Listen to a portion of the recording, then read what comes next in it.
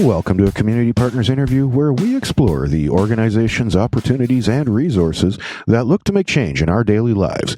I'm your host, Sean Pickard, and you're listening to Voices for Ability Radio, all abilities, all the time.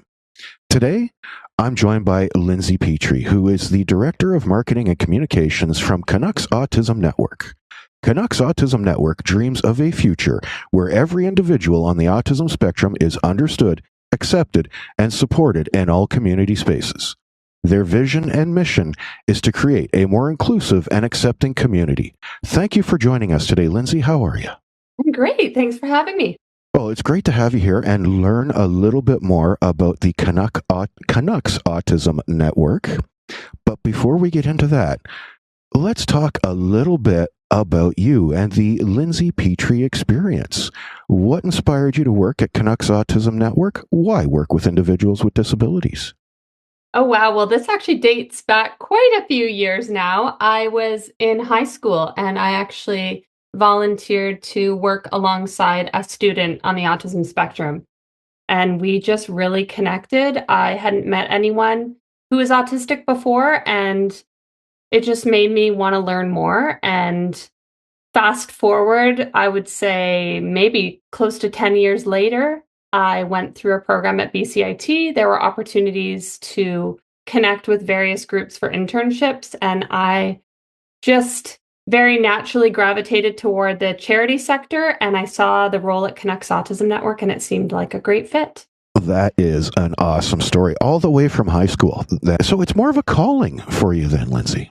I think so, yes. And I've actually been with Canucks Autism Network for close to 15 years now, which is pretty wild. And during that time, my sister's son was actually diagnosed as being on the autism spectrum. So it's now a personal cause for me as well, which has just kind of cemented my desire to stay at the organization.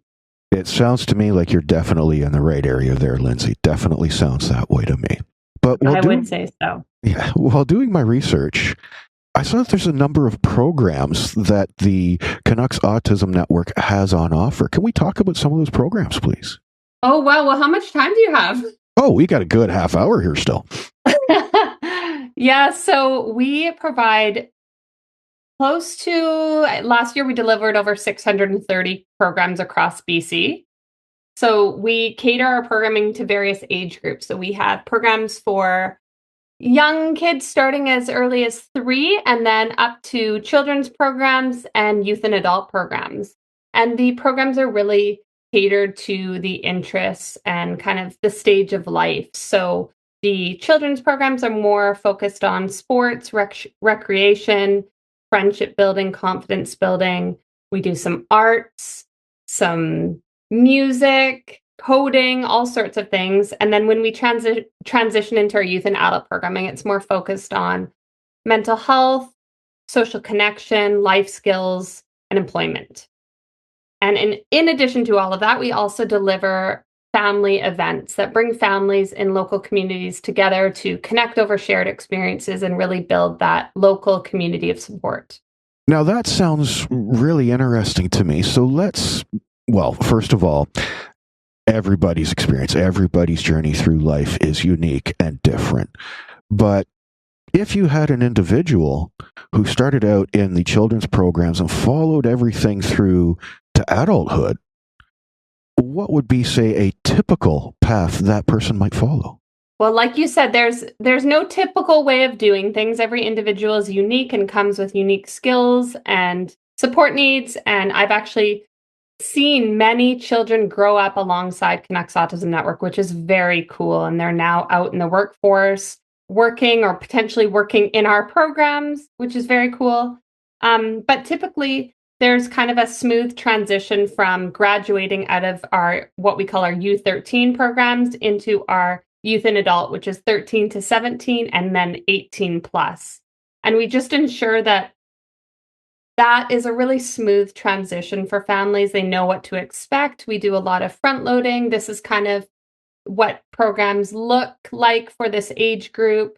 They can come try them out. There's more kind of pop-up opportunities for youth and adults where they can just attend one session, see if they like it. And then we also have our multi-week sessions like we do with our children's programs. Dungeons and Dragons is a big one for this age group, that sort of thing. That actually sounds like a lot of fun, to be honest with you, Lindsay. It is a lot of fun. There's a lot of great programs. Now, you also have a training and consulting tab on the website. What goes into the training and consulting? Is that for employers? Is that for organizations? Is that for schools? What goes into training and consulting? All of the above. Yeah, we actually discovered early on as an organization that sadly we couldn't be everywhere. And so we decided in order to build capacity across the province, we needed to start sharing our knowledge and training groups. So that started with, rec providers, sport coaches, and it's grown to really specific sectors. So we do trainings for first responders, for educators, for employers, for mental health practitioners, the customer service industry, and the travel industry. And all of this training started initially as kind of an in-person workshop style. And we've since launched what's called the CAN Learning Hub. And that now houses online courses that are asynchronous courses. You can stop and start as you need breaks, super interactive, centered with many autistic voices and firsthand experiences. And these courses are really helping to build capacity, increase acceptance, understanding, and inclusion in the community at large. That is some awesome work that you have going on there, Lindsay. That is some awesome work. It's very exciting. We continue to launch new courses all the time, and it's really making a difference. It is, because there's very much a follow through with all of the other programming that you have on the go there. So that's a very holistic approach.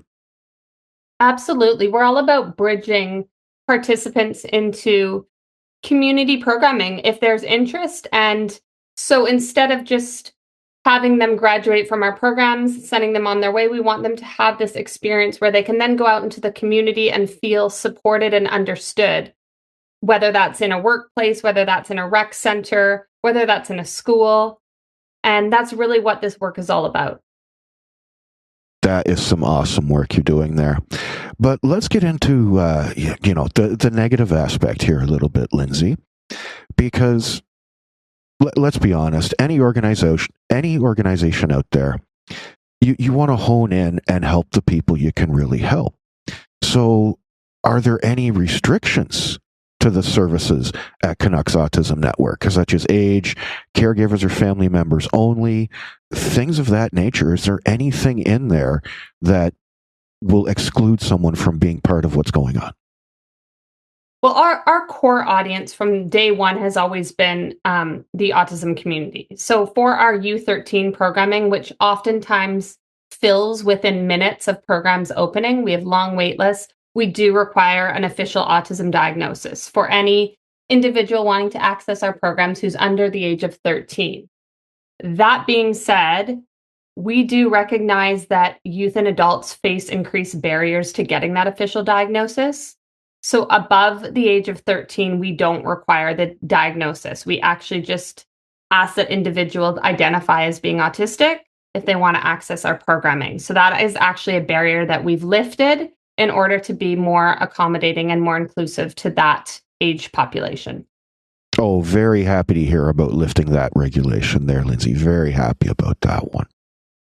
Yeah, the community received that very well, and we just want to continue to grow our youth and adult programming. Well, there's so much good work going on there at the Canucks Autism Network that not lifting that restriction would really, well, it would put a damper on everything you're doing right from the get-go. Yeah, and even with our children's programming, we're very flexible when it comes to support. We have incredible program staff who've received extensive training and are incredibly experienced, as well as some really compassionate, committed volunteers. However, if a family if a particular child is really connected to their support worker, we allow them to bring their support worker into our programming as well, just to ensure it's a really successful experience. Yeah, that goes a long way, keeping that consistent person around in a lot of cases.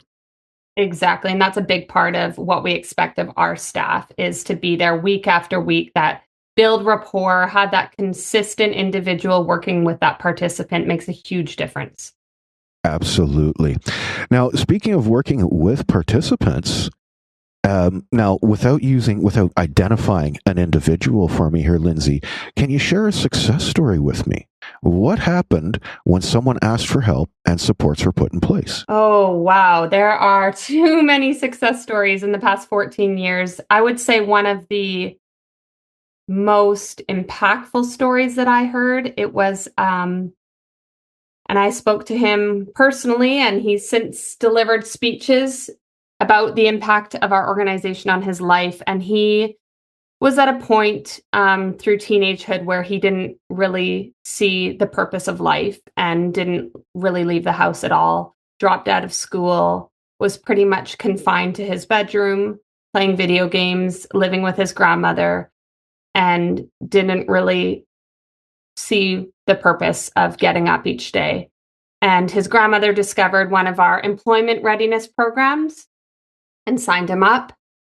And he has since told us that the program resurrected his life and that he discovered that he had something to give to the world and that he could connect with people and that he was valued.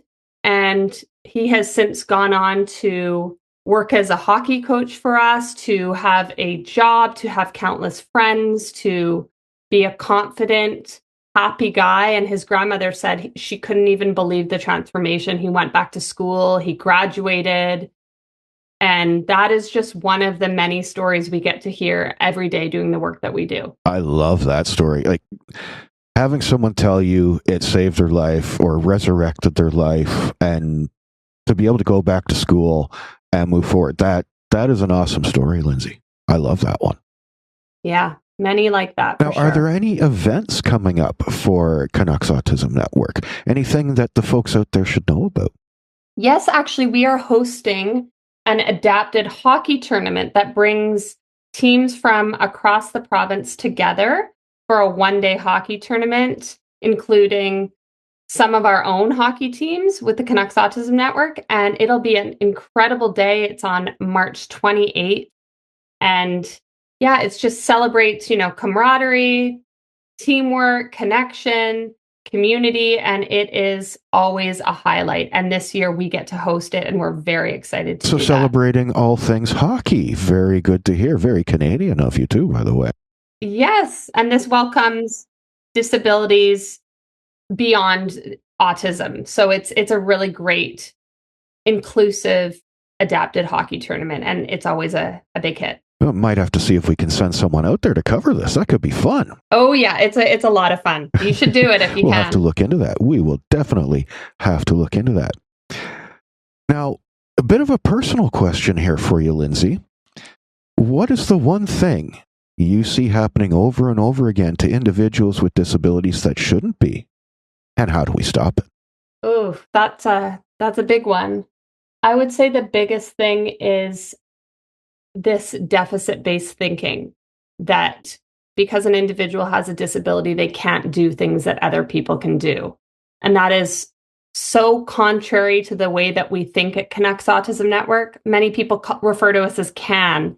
And I don't think that's a mistake, because we have this very can-do attitude that anyone on the autism spectrum can do it. They may get there in a different way, but they can do it, and they can do it on their own terms. And I think we just really need to be more autism affirming in our thinking, and just disability wide, looking at all of the things that everyone can do versus focusing on the can'ts. That is very, very important there, Lindsay. I think I'd like to open that up just a little bit more instead of just the disability world, but people should actually look at what the individual can do, not just what they think they can do. Yes, exactly. Sorry, what is your question here? Oh, no, I'm just making a statement there. That's all, because I see... Oh, yeah. I see many agreed. people that have the ability to do things, regardless of whether they have a disability or not, but that one voice in the back of their mind, or that they hear every day, or the case, and it just... It can be crushing, so that people don't even get things started. So let someone show you what they can do. I love that. Yeah, and it's a hard battle. I think we've all dealt with a bit of that imposter syndrome where you don't think you're enough or you don't think you deserve to be doing what you're doing, and it's just trying to believe in yourself and quiet those voices, whether they're internal or external, and focusing on the things that you can do. Absolutely. Yes. Very big believer in that. Now, if someone wanted to become a member or a volunteer with the Canucks Autism Network, what is the process for joining, both as a member or as a volunteer? Well, for anyone wanting to be a part of the CAN community, we're always welcoming new families, new participants year round. And in order to be a part of Canucks Autism Network and to start an account, that process is actually free. It's once you get into signing up for programs, registering for programs, there are fees associated with most of our programs. However, they're highly subsidized because of our incredible donors and the support that they provide to our programs. And in addition to that, anyone who does face a financial barrier to access can access our fee assistance program to ensure that nobody is facing a financial barrier to accessing our programs. So that's kind of the membership side of things. So anyone can really just sign up for a free CAN account at any point in time, check out what we have to offer before even signing up for any programs, just kind of see what we're all about, and that is entirely free. As for volunteering, we are also always looking for new, fantastic volunteers and are actively recruiting right now. We basically go through a typical volunteer application process, criminal record check, training, all of the normal stuff. And anyone interested in looking more into that can visit canucksautism.ca/volunteer. Excellent. Now, this is a very important question for you here, Lindsay. What is the one thing everyone needs to know about the Canucks Autism Network? Ooh, that's a big one. I need to think about that. Out of all the great stuff you do, what's the one thing that everyone needs to know? You've got me stumped. There's too many things, and even coming up with an elevator pitch for our organization is next to impossible. Okay, so let's do top 3. Well, really, our whole reason for being is to build inclusive communities where individuals on the autism spectrum can thrive. So I certainly want everyone to know that. I want everyone to know that we're not just here for children. I think that's a big misconception, that our programs are for children, youth, and adults. And that's a big part of our impact nowadays. And to know about what we do in the training space. That is where we're having a huge impact beyond the walls of our programs. And those courses, those online courses, can be accessed anywhere. This isn't BC based. These courses can be accessed across Canada and beyond. And we really want people to know about that, because that is what will make a much larger impact on a much larger scale. I love that, having these resources available across the country. That is huge right there. Now, if listeners are looking for more information, how can they reach out to you? Is there a 1-800 number, email, website, carrier pigeons? What do we use? All of the above. We are at canucksautism.ca. We have all of our address, our phone number, all of that available on our website. info@canucksautism.ca is kind of the direct to our wonderful customer service registration team. They're fantastic and can help. We're also on social media. So if anyone wants to connect with us or see what we're up to, see the photos and the faces that are being impacted positively every day, Facebook, Instagram, X, LinkedIn, YouTube. Follow along with us, check us out, be a part of our community. You will not regret it. Sounds like some very wise words there, Lindsay. But that's all we've got for today. So would you care to say goodbye to the folks at home? Just thank you so much for listening. Thank you for believing in the work that we do. And have an awesome day. Thank you for your time, Lindsay. Ladies and gentlemen, that was Lindsay Petrie, who is the Director of Marketing and Communications for the Canucks Autism Network. That's all the time we have for today, folks. I'm Sean Pickard. Until next time, bye for now.